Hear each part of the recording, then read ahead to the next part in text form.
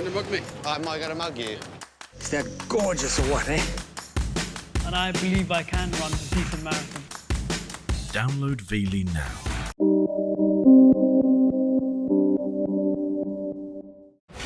Being a British guy in 2015 is not easy. 21st century pressures are changing. No way. The way we live. Women are seen as superior to men. The way we love. If you are a Muslim, you cannot be gay. That's as simple as that. Even the way we look. That's silicone. Yeah. This is mental. In this series, I'm traveling to the extreme edge of modern British masculinity. I mean, what's your body going to be like at 30? I'd be lucky to get there. If you know that, then what are you doing? In an era of gay rights, marriage, even parenthood, some Brits still struggle to accept homosexuality. A woman and a woman, and a man and a man. I just don't believe that. The male, the female, even the animals, they are like this. And some call being gay a decision, a bad decision.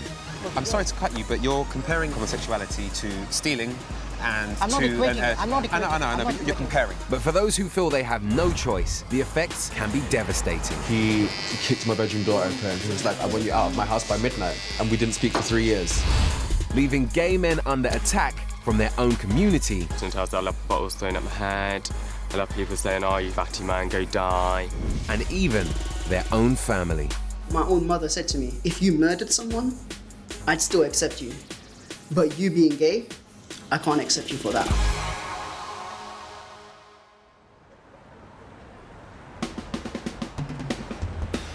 Gay marriage became legal in Britain in 2014, but in some Black and Asian communities, homosexuality itself remains taboo. South London has the largest population of Black men in the UK, and it's my home, so it seems like a good place to start. I'm going to meet a guy called Max today in his barbershop. Now, if you've ever actually been to a black barber's, you'll know that it's the best place for debate, it's the best place for shit-talking, and talking about something like homosexuality in a black barber's, for me, will stir up some real honest answers and potentially start a conversation that I've never had or heard in a place like this.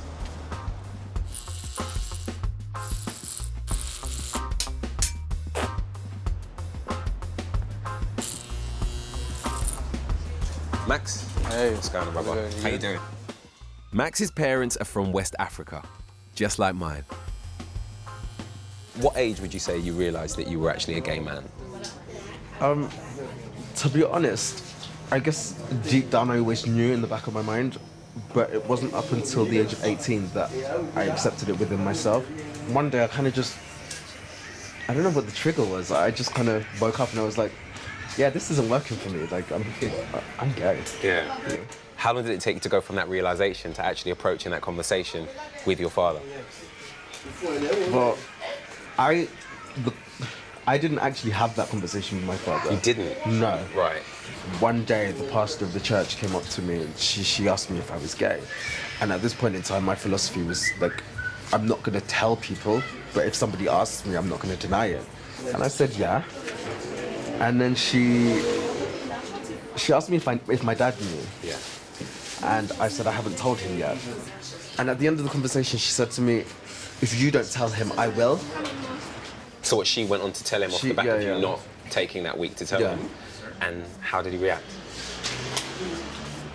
It wasn't great. He kicked my bedroom door open, gave me this long 10-minute lecture, and he was like, I want you out of my house by midnight. And we didn't speak for 3 years. Max tells me they now talk just 2 to 3 times a year. It's fair to say my father doesn't know who I am right now. Yeah.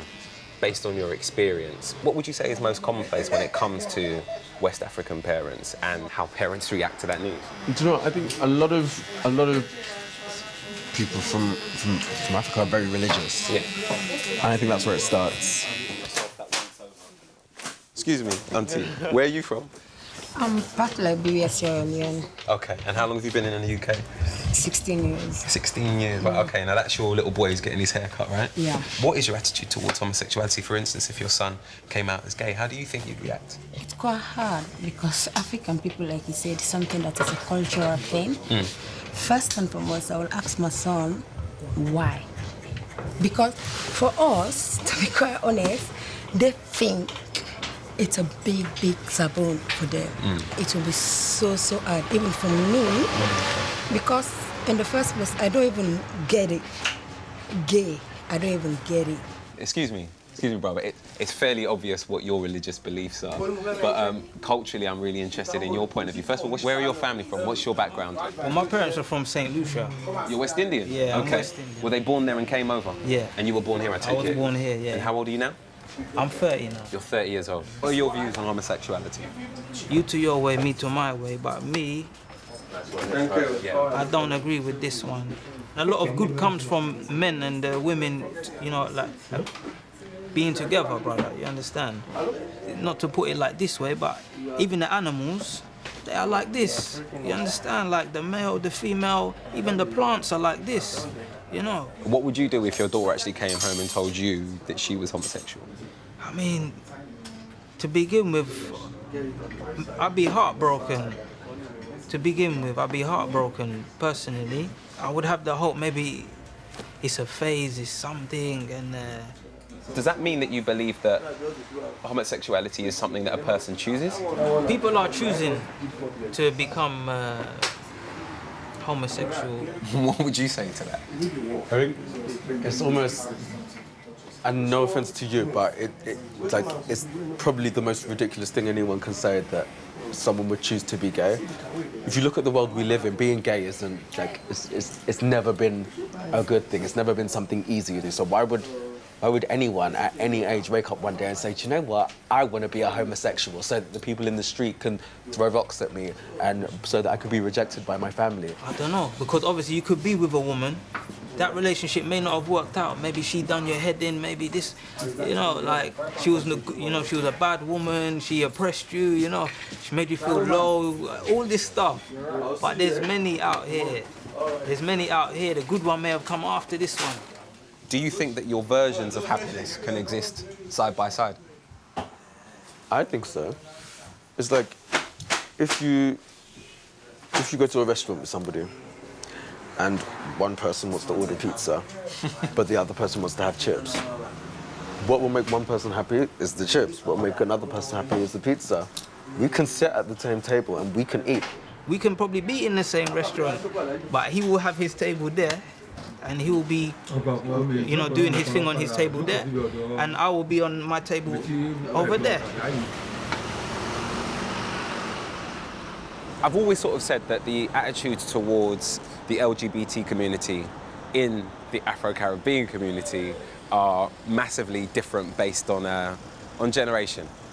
In talking to Ibrahim, I realised that it's not necessarily the case for everyone. You know, Ibrahim is only a couple of years younger than me, and his mindset couldn't be any more different, even though he was born and raised here.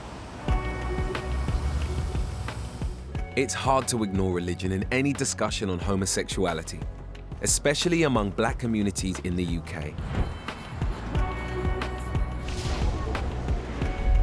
7 out of 10 black Britons come from Christian homes, and over a quarter of all churchgoers in London are black. Until the age of 9, I was one of them. My very faint memories of going to church were Pentecostal. So, you know, it was lots of singing, lots of dancing. There were a lot of people catching the Holy Ghost.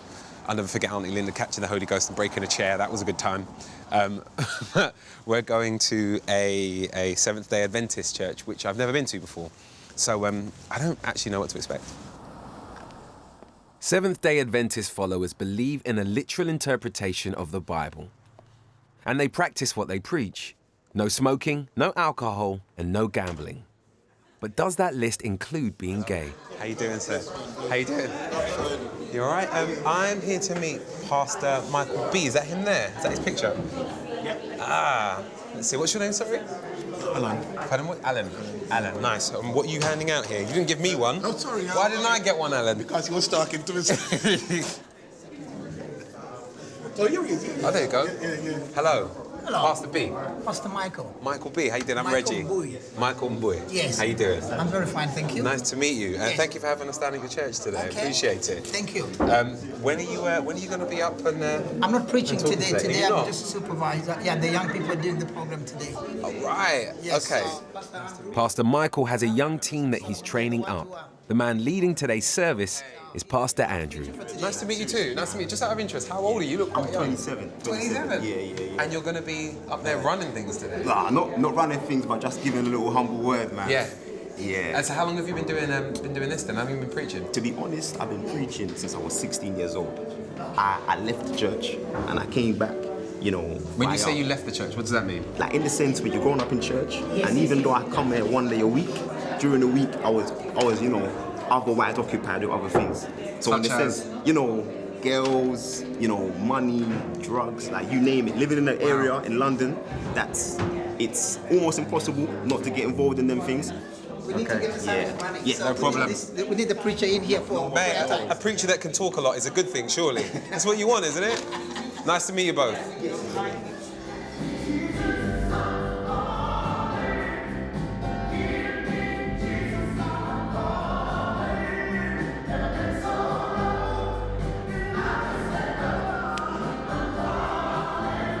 There is quite a lot of young people here. There's quite a lot of people under the age of 25 here, and I imagine that he's probably a big part of that.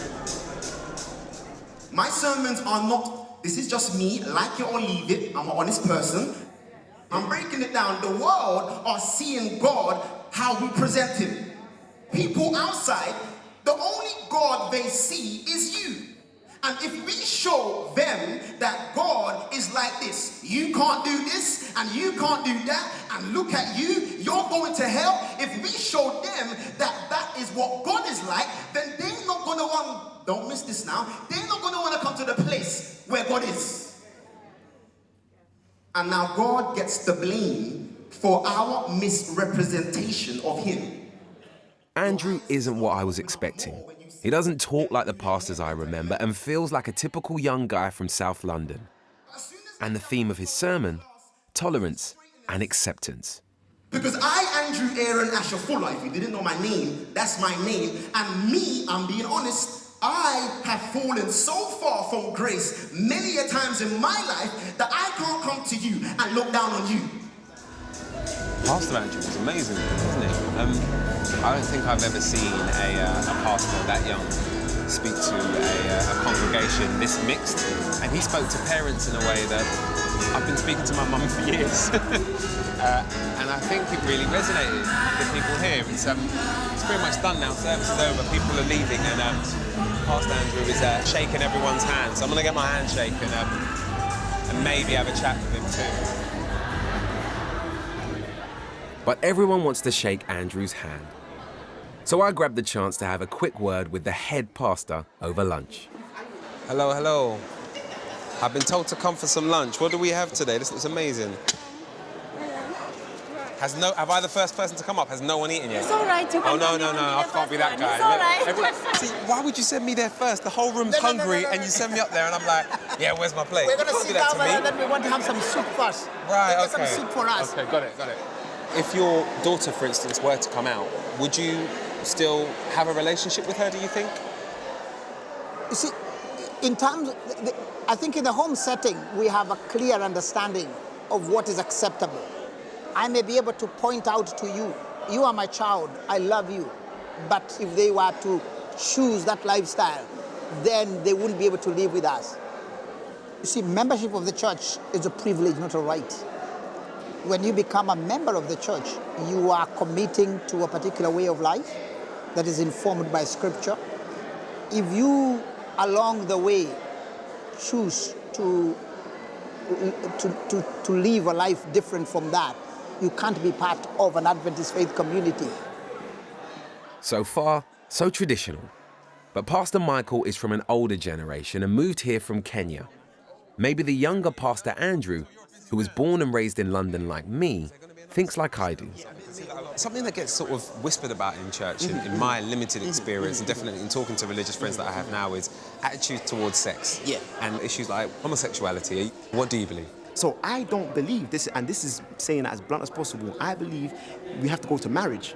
You know, I sincerely believe. You know, I've been heterosexual, because gay people can get married now. And that's my point. The truth of the matter is, my sincere belief is that when I have a woman and a man and a man, no hatred, no animosity, but I just don't believe that.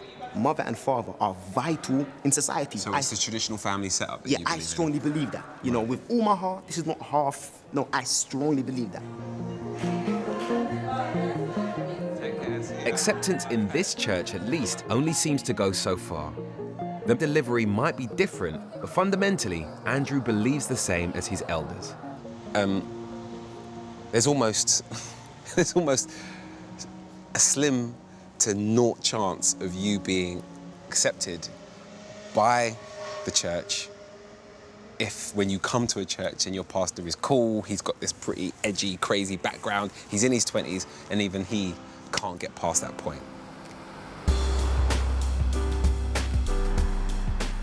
It's estimated that 1 in 10 people are gay in the UK, and 1 in 300 are transgender, the T in LGBT. So if it's tough being black and gay, I can't help wondering what it must be like to be black and trans. I'm on my way to Burton-on-Trent to find out.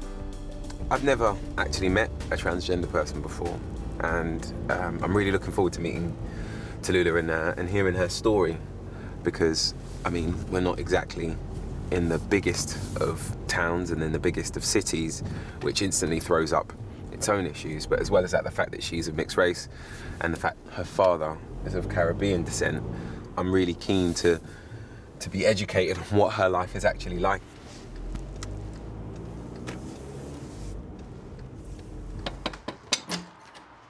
Hello. Hey. How you doing? I'm good, Tallulah, thank you. nice to meet you. You too. Tallulah's parents separated when she was 3, so she lives with her mum and Grandma Glenys, who is still coming to terms with a new granddaughter. Nice to meet you, Glenys. Reggie.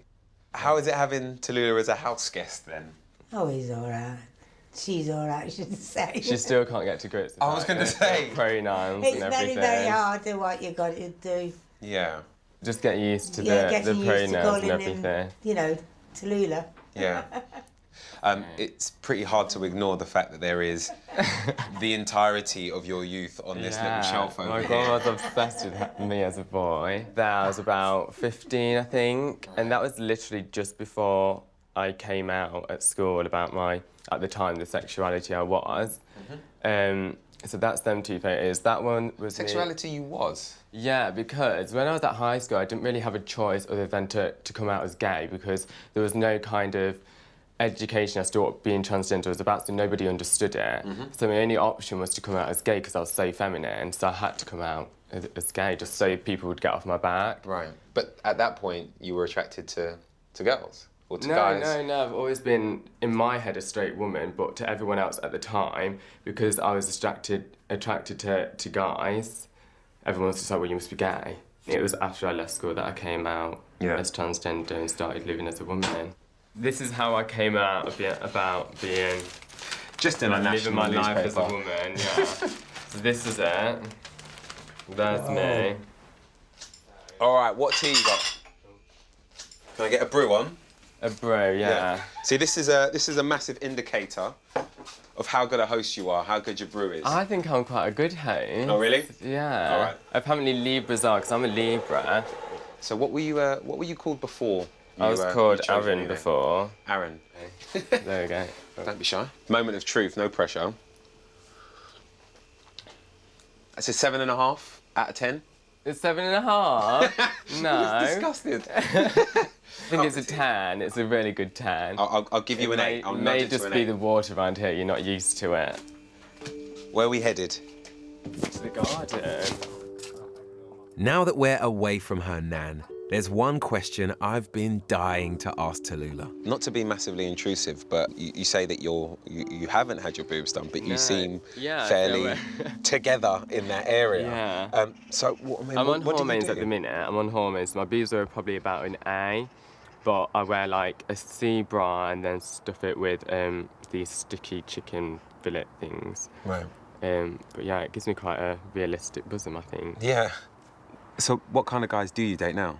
Like, I always end up getting with white guys, but I always get approached more by black guys. They'll say to me, oh, I'd go there with you in 4 years' time once you've had surgery, but I won't go with you now because you've got a dick. That kind of thing. Is there a big black community here? I wouldn't say there's a big black community in Burton, but there is a black community, and it's quite a hard thing for them to get their head around. It's very taboo, isn't it? On the drive up here, I realised just how Asian this area is. Yeah, there's a lot of Muslims and a lot of Sikh people. I mean, how do they react to you? Not very well, to be fair. Like, I do get quite a lot of death threats from the Asian community. How do those death threats come? Are they to your face, through the door? Oh, yeah, to my face down the street. I'll be walking down the street sometimes, I'll have bottles thrown at my head.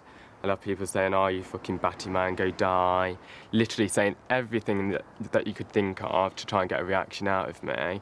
And I just didn't give in. Why did you choose not to react to that? Just because I'd probably get beaten up if I was to react to it. And I can't really afford to have my face being broken. I'm not totally surprised Tallulah has had grief from some in the local Asian community. Some Muslims struggle to accept gay people, let alone transsexual ones. Few are willing to talk about it on camera, but there is one online, and it turns out that he's gay himself. Homosexuality is okay and is not wrong.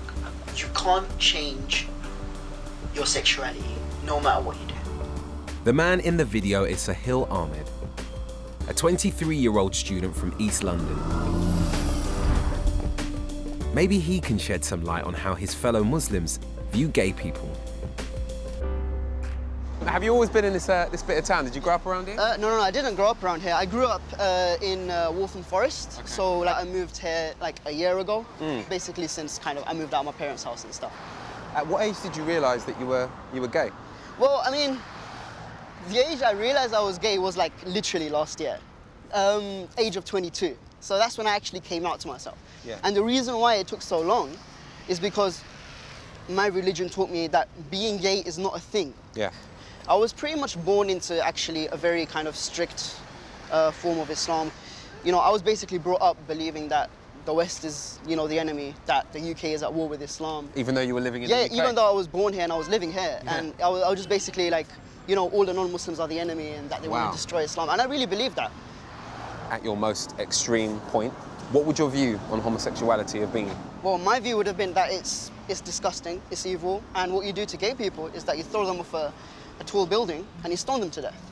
And I also kind of believed that I deserved being gay as a punishment from God because I'd done something evil in my life. Wow. All right, I'll be your basket man. Yes, thank you. You get what you need. Yeah. Sahil no longer practices his religion. Fridays used to be prayer day, but today he's having friends over instead. I think cookies are a good idea, cookies? right? Cool, Yeah. Go for it. There you go. He's forced to keep the location of his student flat a secret from his family. Coming out was just the beginning of his ordeal. What was it that made you decide to leave home? Basically, when my parents realized I was gay, did they realize or did you tell them? The way they'd found out is that they'd using the router, they checked my internet history, and then when they checked that, they he's into other guys, and then conclusively. Yeah, conclusive. So then basically they called me back home and my dad basically said, I know the secret that you've been keeping from us. That was the most dreadful, fear-inducing moment in my life. He's my dad, but he believes that gay people should be killed. They should be stoned to death. Including his own son? Including me, yeah. In the Pakistani community, there's a very strong shame factor. There's the whole thing about honor. So for example, my own mother said to me, if you murdered someone, I'd still accept you. But you being gay, I can't accept you for that. I can't accept that. Was there ever a conversation about curing your homosexuality? Did that ever happen? Oh yeah, that was actually the main reason why I ended up leaving the house. They basically said, the only way you can stay in this house is if you agree to be exorcised, to get the demons out of you. Because they were convinced that the reason why I'm gay and the reason why I was doubting religion was because I was possessed. And for the next 2 months, they would recite the Quran over me, make me bathe in holy water. At one point, I almost took my own life in my room. That was when I decided, you know what, I can't stay in this house, because if I stay here, I'm probably not going to be around for much longer. Sorry, they were out of champagne. Oh, yeah. So we got orange juice. How's that work for you guys? Sahil moved into student accommodation. He hasn't spoken to his family for over a year. How important has this circle of friends become to you? The reason why I'm here, actually, like, alive, is because of my friends. And if it wasn't for them, then I don't know where I'd be. But Sahil's past still haunts his future. Having sex right now is a bridge too far for me. Like, I would be okay with like a kind of like a romantic relationship with another guy. But having sex is something that kind of, I'm not sure if I'm ready to go into that. If I see two guys together kissing or something, like, I'll have like this emotional kind of immediate like homophobia. It's been so deeply indoctrinated in me since childhood that it's hard for me to kind of weed that out and get rid of that and shake that kind of thinking off. I think the most surreal thing about Sahil's story is that it actually happened here in London.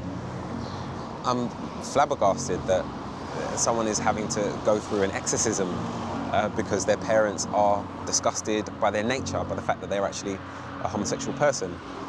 He's now alone.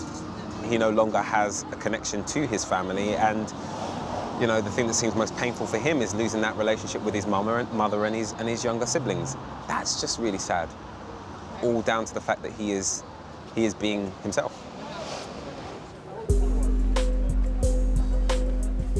Islam is the fastest growing religion in the UK. There are now over 1.5 million Muslims under the age of 25.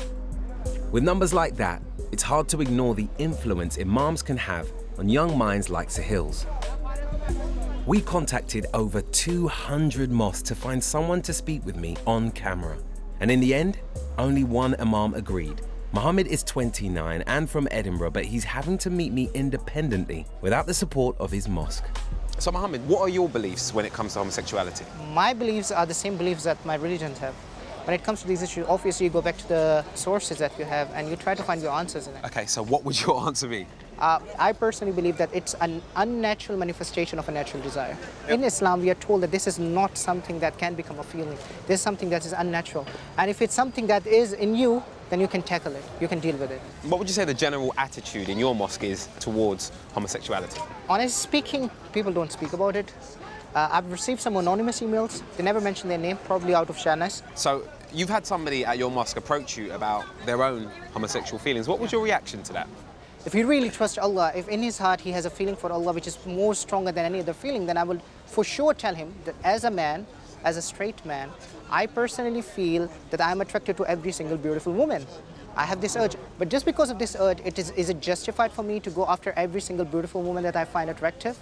You know, the people who are kleptomaniac, they have the urge to steal. So you think it's an urge? I don't believe it's an urge, but it's something that he can control.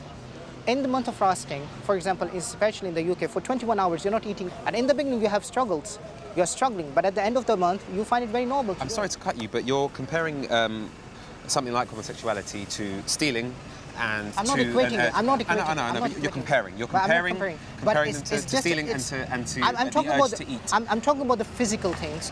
So what would you do then if your son came home and told you, Dad, I've not been able to tell you this before, but I believe that I'm actually gay? How would you react to that? Either if he is confused, he should try, and he should see that if he can find peace and comfort or love in a woman. If he can't, then I will tell him that the only option that he has is to live a celibate life if he can. Scripture is one thing, but real life is another. And I think if you're living in the real world, you have to question some of the things that you're not only taught, but some of the things that have been left behind for you to learn from. But Mohammed's views are in line with all major Islamic organizations in Britain. And on these streets, some interpret those views in extreme ways. This is Whitechapel in East London. We're making a program for the BBC on attitudes towards homosexuality. Do you happy to chat about that on camera? No. Why not? No, not on camera, man. Why is that? No. You sure? Yeah, definitely. It's a major sin as far as Islam is concerned, but it doesn't take you out of the fold of Islam. So technically speaking, yes, you can be gay and be Muslim. what everyone does in their private homes, it's up to them. You know, I'm not going to judge. Can you be gay and Muslim? I don't think so. Because if you're following a religion, you need to follow everything in that religion. If you are a Muslim, you cannot be gay. If you are gay, you cannot be Muslim. That's as simple as that. Being a Muslim, you can't be a gay or lesbian. If you can't follow a very tiny rule, then you are not in the religion. Have you got a couple minutes to chat to me on camera? No? Hello, mate, you got a couple minutes? I've heard some signs of tolerance on the street. Excuse me, sir, have you got 2 minutes to just chat to me on camera? No? But the Imam's line does seem to hold true for some Muslims as the rest of Britain moves towards a greater acceptance of homosexuality. In 2007, less than half of the UK population backed gay marriage. Now, 60% are in favour. But support remains lowest among Asian and black men. And I don't think the reasons are just religious. It's really funny thinking about the relationship between music and culture, because they sort of blur, definitely in my experience anyway. And when it comes to the idea of misogyny and homophobia, particularly in black music, I don't know, I sort of get quite, I get a little funny talking about it, because whether I like it or not, the music that I love, definitely in bits of my past, has reflected a view that makes me uncomfortable, if I'm totally honest. Growing up around these attitudes and these hit songs, it's not hard to see why so few black men come out in public.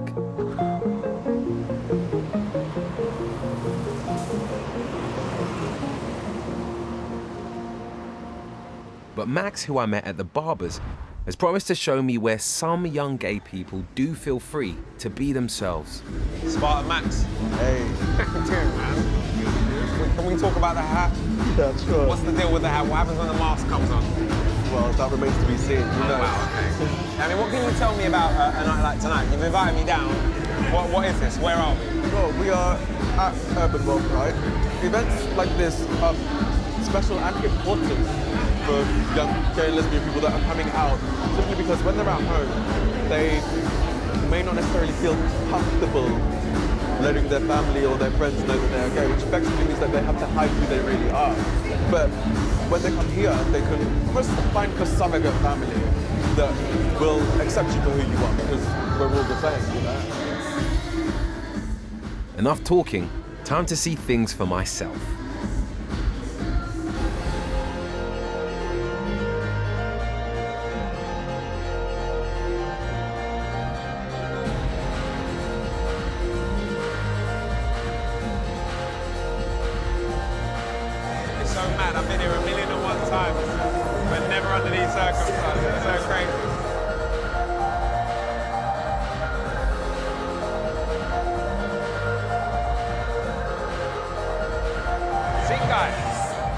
It's unbelievable to witness this parallel world. There's guys daggering guys in there. If you know what daggering is, I mean, you can put that together yourselves, even if you don't know what it is.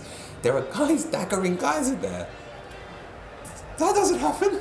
Well, clearly it does. It didn't happen in my world until today. I mean, there's a Desi room up there. There is a room full of Asian men who I can't even get close to right now with the camera because they just don't want to be seen. And the reason that they don't want to be on camera is fairly obvious. There is so much paranoia. I mean, we've had to come here because literally whenever we pull the camera out, people are running in different directions.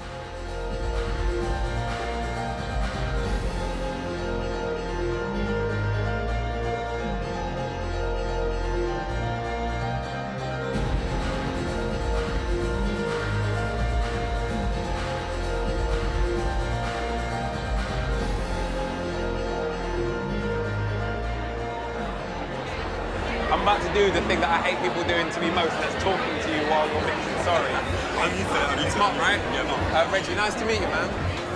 And when it comes to our parents' generation, homophobia was pretty much commonplace, and things are changing for the better, but there still is that weird energy towards homosexuality. And to be really honest with you, as a fan of black music, it is reflected in the music. It's there. It's hard to ignore. And you're playing black music all night. So how do those two worlds sort of go together? I think for me personally, I grew up with reggae, bashment, dancehall. So whether I was gay or not, it's part of my culture. I've grown up to those music. So take away the words, the music, the energy I get from the beats, I couldn't deny it. Do you get what I mean? So I'm not going to let things like Step on Chichi Man or any of those kind of lyrics really bother me. I'm there to dance. I don't care what they're talking about. Yeah. I know that certain people do have a problem with it, but I find it's more the white community that has problems with the words of the bashment rather than... Yeah.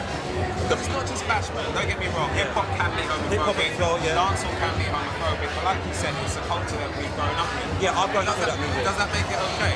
It doesn't make it okay, but there's a lot of things in the world that aren't necessarily okay, but... So you'll overlook it, you're saying? I'll overlook it. Right, what do you think the reaction would be then if you played Elephant Man log on in a club like this? They would all start logging on.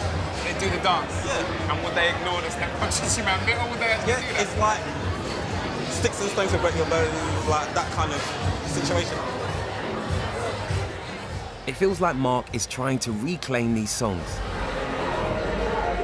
I'm struggling to find other gay men who will speak with me on camera. But Nicole, a 21-year-old lesbian with a Jamaican dad, agrees. Thank you for finding the time to chat to me. I appreciate it. Thank you so much. No, it's all good. Thanks. So, do you think it's easier to be a gay girl or a gay guy in London? I say it's hard to be a black gay man.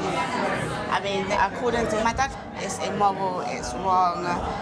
He sees it as if everybody in our generation is going to accept people being gay, then our generation, when we have kids, they're going to come back to us and say that we're sleeping with donkeys and we must accept it.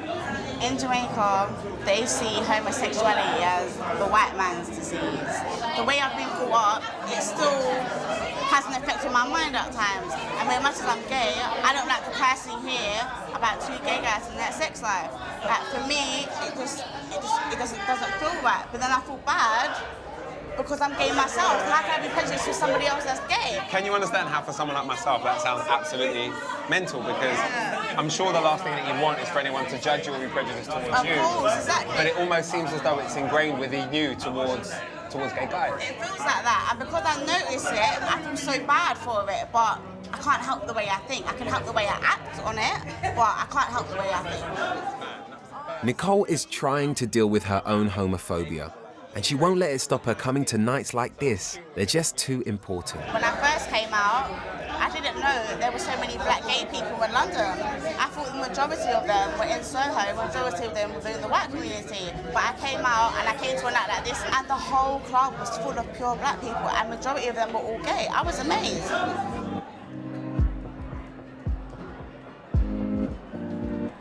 There is a bubble around that venue that people are walking into and it's safe. It's weird, like it's a bittersweet sort of thing. You come out of a night like tonight feeling really positive that there is somewhere for young black men to go. But at the same time you think, wow, there are a lot of people in 2016 who are still scared to be seen being who they truly are on camera.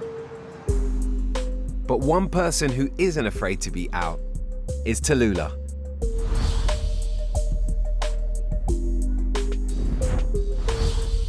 And she's keen for me to meet her dad. But first, hair. I think that one there. This one? This one? Yeah, that one. Oh, God. Oh, my God. See? Look at me. That's not too bad, actually, does it? Spice up your life. Yeah, a Victoria Beckham. But it would definitely show all of my Adam's apple. Like, sometimes with my wigs, I get them really big and long so that I can kind of, like, disguise it from the side. Do you know what I mean? When you are shopping in here and you do see other black women, I mean, how do they react to you? They just stare a lot, they just look a lot, and then they'll just whisper amongst themselves. They'll be like, oh my God, that's a man. They'll be like, oh my God, really? No, it's not. And then they'll be like, yeah, look at her throat. And then they'll be like, listen, and then that's the kind of whispering it is. Mm. How far away from being who you want to be do you think you really are?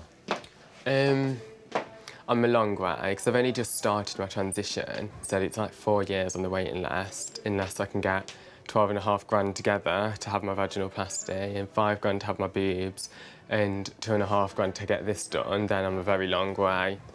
Tallulah is confident no one will be able to tell she once was a man when all the surgery is done, including a vaginoplasty. It looks so good how they do it. Like, it literally looks like a normal vagina, and yeah. But the recovery is really long. It's about 6 months in recovery. You have to sleep with a dildo inside you for 6 months as well. Yeah, to stop it from healing. Oh my God. Yeah. Surely there's another way of doing that. No, there's no other way. Otherwise, it's just going to heal back together, isn't it? Because it's man-made. It's like a scar or a cut or a wound. A long time. But yeah, some people will probably be into that. Yeah, at least it'll be quite deep. Oh my God.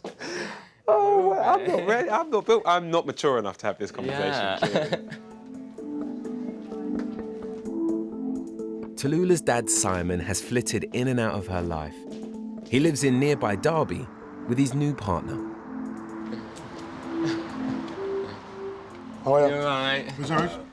How you doing? You good? Reggie, yeah, nice to meet you. Hello, you Nice to meet okay? Simon, right? Yes. How are you? How you doing? You all right? Yeah, You okay? Hello. How are you? Hello, Reggie, nice to meet you. How you doing? What's your name? Simon, Tallulah was just telling me that you haven't seen each other in a long time. Long, yeah. Looks looking good, doesn't she? Yeah. Do you want to come through? Yeah, please. Simon has spent the last 4 years behind bars. So, did you find out when you were actually inside? I'm sitting there reading the newspaper, and a guy was commenting, he's like, flipping out, goes, look at these, who looks real, who's not real in that, yeah? So we was just looking, and every single person was like, nah, she's a real woman. That, no, he's got a bit of a chin and whatever, you know what I mean? So I looked, and I just went, that's my kid. He's like, yeah, I'm like, that's my kid. I thought to myself, I wonder if it's my fault for not being there. See, everyone sees it as a fault, don't they? No. Everyone On thinks it's my the behalf, parenting I was gone looking at wrong. it in a way where I think to myself, I wonder if that's because I wasn't around much. So she's grown up around her mum, April. Yeah. She's grown up around a lot of women, and I'm just thinking to myself, maybe if I was there more, would she have wanted to be more of a masculine person? And do you still think that way now? No, not at all. I'm really surprised at your reaction. What it is my parents are like old-fashioned Jamaican, Christian background, Christian beliefs. So that's the beliefs that I was brought up with. But because I grew up in like areas which is predominantly white, like I was in boarding school, and there's only 2 black people ever been to that school ever. So you know how it feels to be different. So yeah, so to be segregated and to be treated different from other people, I understand that as well. Yeah. You know, it all rolls into one. That sort of helped me understand why she's the way she is. At the end of the day, what it boils down to is how a person feels comfortable. Yeah. And the other thing is, I mean, she's my blood, so... Were you surprised at your dad's reaction? I was, because I've been judged so much by the black community as it was. I thought, well, my dad's just going to be another one. Simon, thank you so much for having me. Not a problem. It's been a real pleasure meeting you, and thank you for having me in your home. And look, best of luck with everything. Hopefully get to see you again soon. Yeah, definitely. Come to Pride on the 12th, which is in Derby. There's a Derby Pride? Yeah. It's a date. I will see you then. Yeah, definitely. Lovely to see you. Thanks again, all right? Bye. Take care, guys. Tallulah's dad really surprised me today, given his history and their distant relationship. There is nothing stereotypical about Simon's views. I never thought he would be so accepting.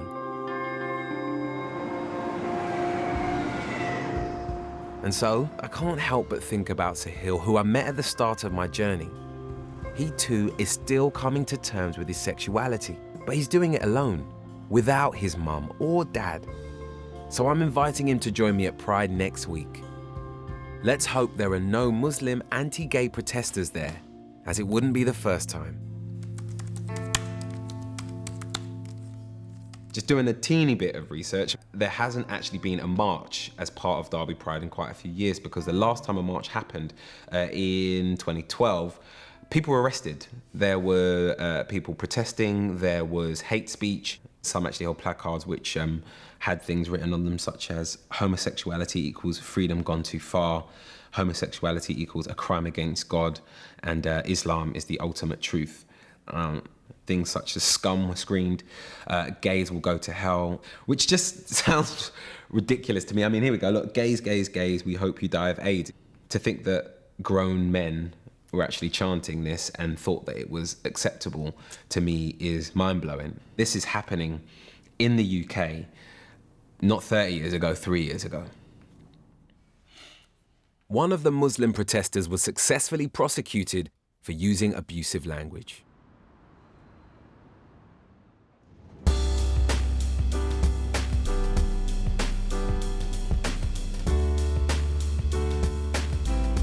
I'm on my way to Derby to attend my first ever gay pride with Tallulah, and I really hope that Sahil shows up. No, I desperately want Sahil to come today because I think him being one of many, being part of the majority, and not feeling different would be an incredible thing for somebody like him who's only been out a year. But he's just not taking my calls. I suddenly feel like a really annoying, angry girlfriend chasing someone down. So the chances are he's changed his mind about coming.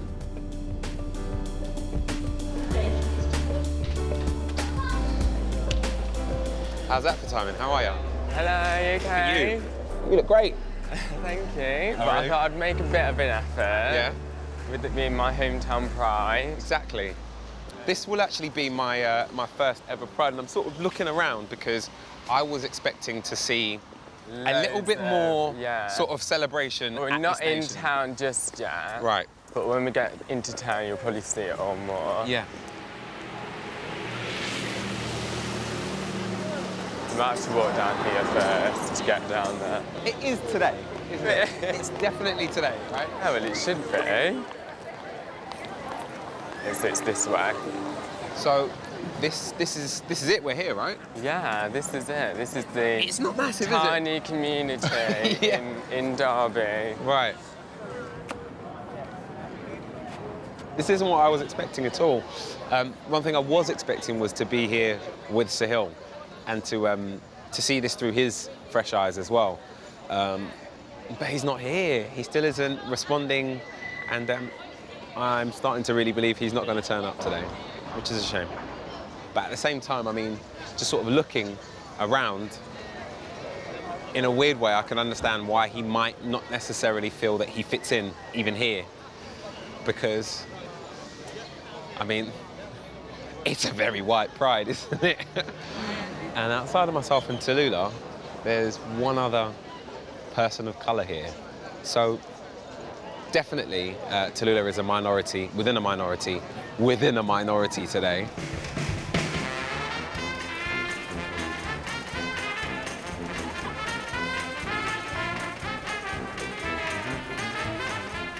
In Derby, almost 1 in 5 people are black or Asian.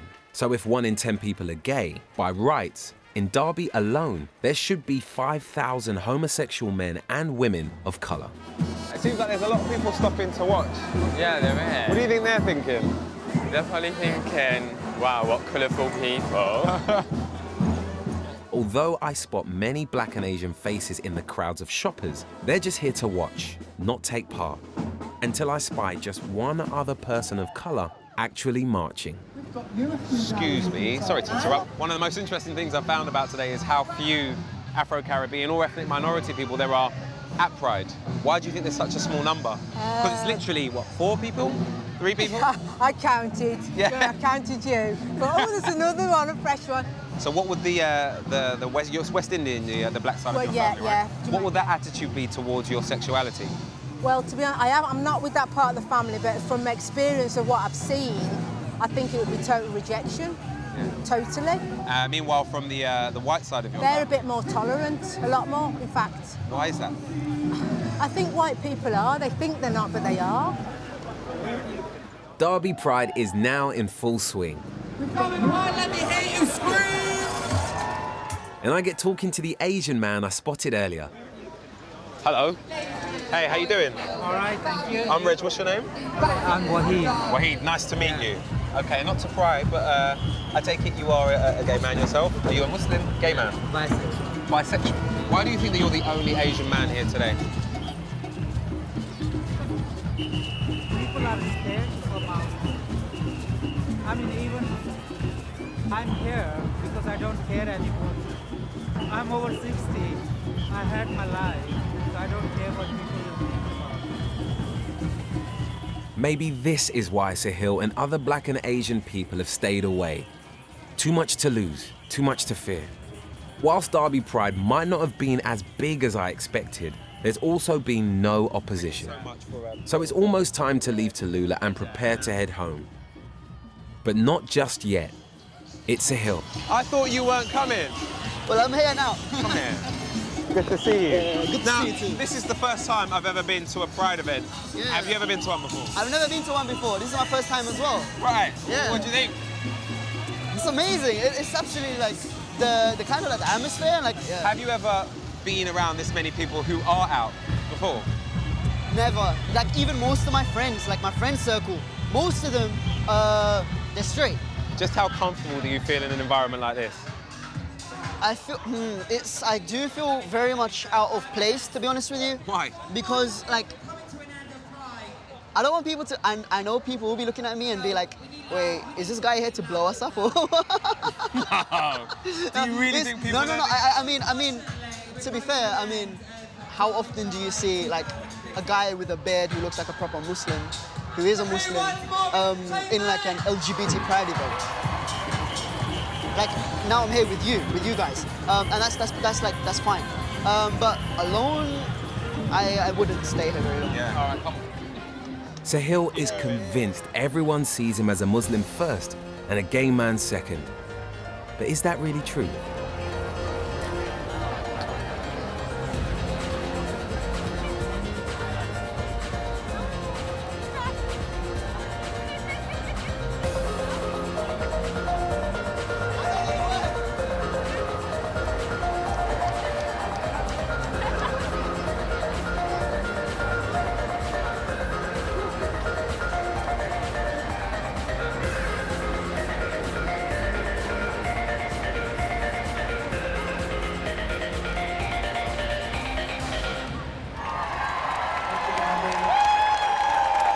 We're going to keep with the upbeat stuff. Well done, man, you're good. The recent track. This is a dress code track. James, nice to meet you. My name's Sahil. You can call me Sahil.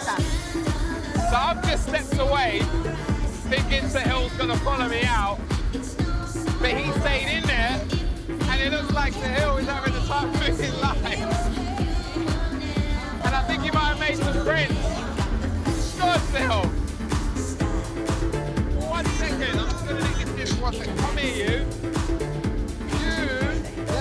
Like you're having the time of your life. I am. I wasn't expecting this.